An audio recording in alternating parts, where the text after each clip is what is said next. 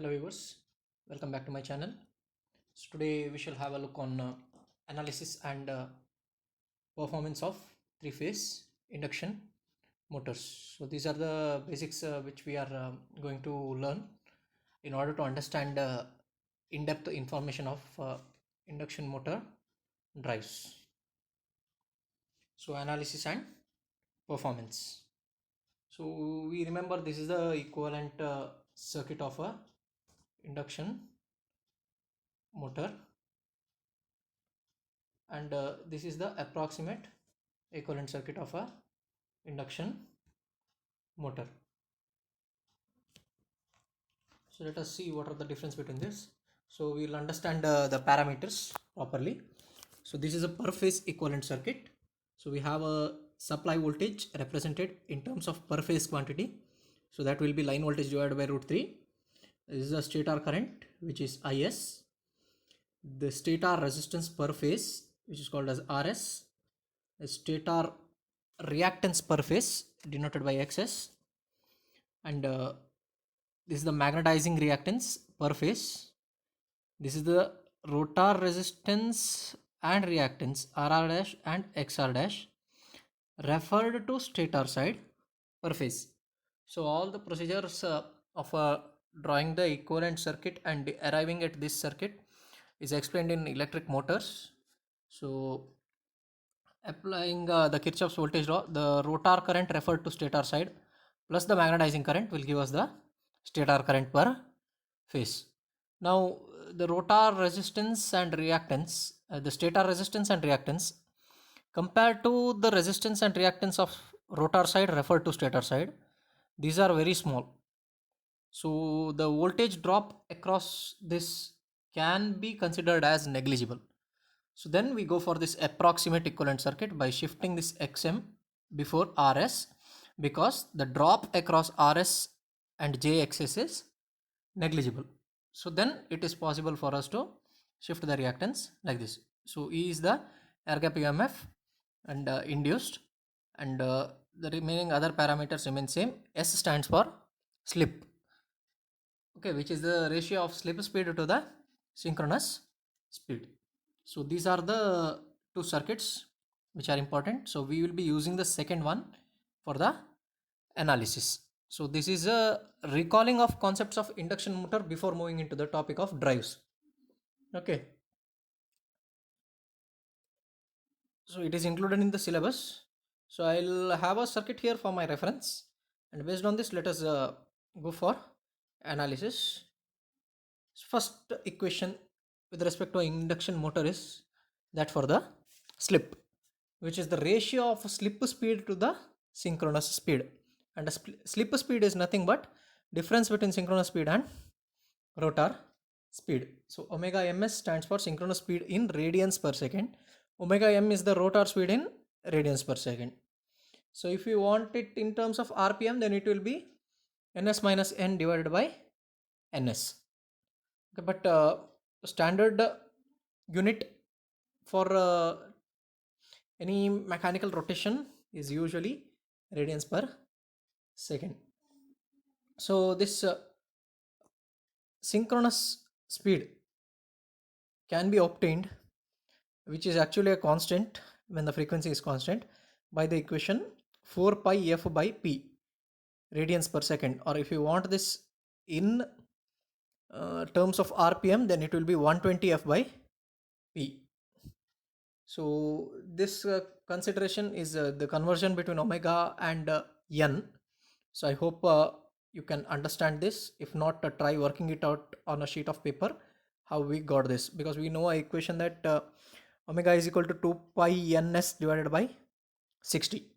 So from that we have arrived at this particular equation. So at this stage you should be able to do these things in your mind itself. So next, the rotor speed can be obtained as a fraction of a stator speed, which is a product of synchronous speed into 1 minus s. So this is nothing but the rearrangement of equation 1. So if we multiply this and take it to this one to the other side and retain the signs, we arrive at this particular equation. So if you want rotor speed and if you know the slip from the synchronous speed, it is possible to calculate. So next, the current IR dash, that is the rotor current referred to the stator side. Okay, so this is a current vector, so it should have both magnitude as well as direction. So the terms considered here are stator voltage and this one. So it is obtained by applying KVL to this particular circuit, which is nothing but the supply voltage divided by the total impedance gives us the current through this particular circuit. Total impedance is resistances added up and reactances added up. So resistance added up plus reactance added up. So voltage divided by impedance gives us the current through the circuit.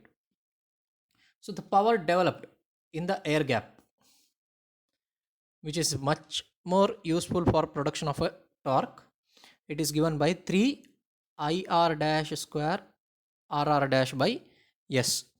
So why we are considering 3 IR square here? Because the equivalent circuit what we have here is per phase and induction motor is a 3-phase motor. So to obtain the total power developed, we are multiplying it by 3. So IR dash square RR dash by S is the per phase power and multiply it by 3, we get the total air gap power which is developed. So among this, copper loss is given by 3 IR dash square RR dash. So that is the rotor resistance referred to the stator side square of rotor current, I square R drop. So this is the power loss in the rotor, which is called as rotor copper loss, and in stator copper loss is negligible. So we are considering only rotor current and rotor resistance referred to stator side, multiplying it by 3 for 3-phase. So the mechanical power available at the shaft is the power developed in the air gap minus the rotor copper losses. So from the stator power we are getting the air gap power. From the air gap power, subtracting the copper losses, we get the mechanical power available at the shaft. So this is considering the frictional and windage losses also. So from these two equations we are subtracting it and we arrive at the equation shown here. So that is called as mechanical power. Torque is the mechanical power divided by rotor speed. So power divided by speed gives us torque. So the torque available at the shaft is given by the equation shown here. Okay, so that is the power equation divided by omega m. So for omega m we have used the equation 3. So torque, now here we have a term IR square dash or IR dash square, and we know what is the equation for IR dash. So we substitute that IR dash here and then we rearrange the equation. We get the proper torque equation of a 3-phase induction motor which we have derived in electric motors. So this is a recalling. So this equation is nothing but air gap power divided by synchronous speed. So next, in this equation we observe that the only variable is the slip. Rest all parameters are constant.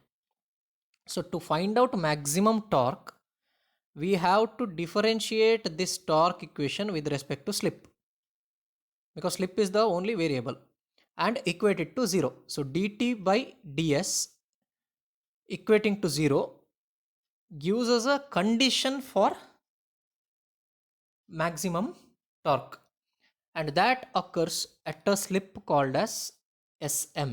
So Sm is the slip at which maximum torque occurs, and it is given by the equation shown here. So try differentiating this with respect to S, rearrange the equate it to 0 and obtain the slip. Now if we substitute the value of this Sm in this equation, we get the equation for maximum torque as shown here. So the maximum torque is 3 by 2 omega s times v square by rs plus or minus root of rs square plus xs plus xr dash whole square. So this is the equation for maximum torque for a induction motor. Now the ratio of the net torque to the maximum torque is given by these two equations. We are taking a ratio of this, cancelling out the common terms. We arrive at this particular equation. In this equation, we observe that the term RS divided by RR dash, RS is very small compared to RR dash. So this fraction is small now. Upon that, slip is less than 1. So the total term here becomes much more less than 1. So adding it to 1 does not make any significant change. So we are ignoring this term shown here. So if we ignore this term shown here, we can equate the ratio of torque to maximum torque as given here. 2 divided by S by SS, Sm by S. So next, induction motors with special designs. So we have seen what are the parameters associated with the induction motor. So it is usually a normal 3-phase induction motor, and we consider squirrel cage. So in industry, we have certain requirements with respect to torque and speed, and also with respect to the nature of duty. So we have different types here. So first one is called as a high slip induction motor. Then we have deep bar squirrel cage rotor induction motor. Then we have double squirrel cage induction motor. Then we have torque motor. So high slip induction motor.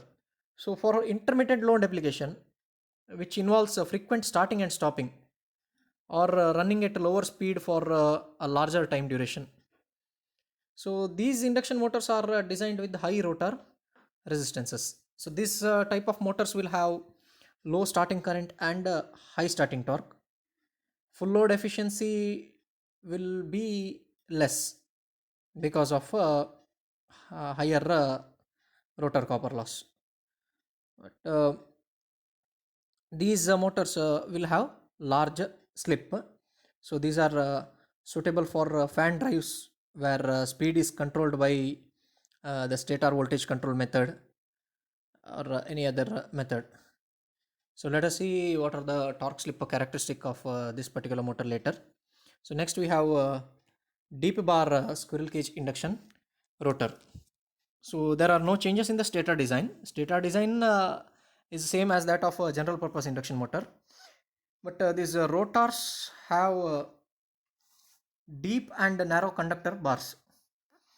Okay, normal squirrel cage rotor has ordinary aluminum bars, but the depth of this rotor bars in deep bar squirrel cage rotor is more, and there are more layers in the rotor.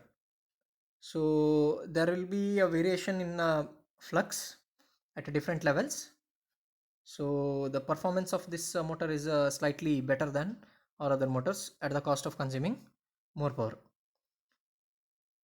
So at a low speed, highest amount of current is carried by the topmost layer of the conductor and lowest by the bottommost conductor. So that is how the flux, reactance and resistance balancing takes place.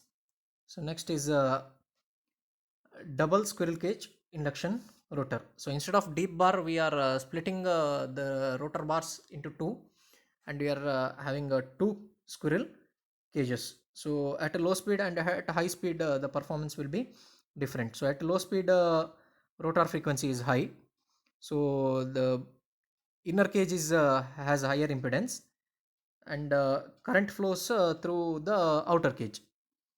So at high speed, rotor frequency is low, so the inner cage has a smaller impedance than the outer cage. So now the current flows mainly in the inner cage. So this is the difference in the design. Next is torque motor. So these motors are designed to run for longer periods in low speed condition. So they are known as torque motors, because we know that as the speed decreases, torque will increase, and whenever we need large torque, the machines are particularly designed to run at low speed. So instead of having a gear drives to reduce the speed of a ordinary induction motor where we lose the mechanical efficiency, the electrical design of the motor itself is modified in such a way that it is suitable to run at lower speed. So both three phase and single phase torque motors are available.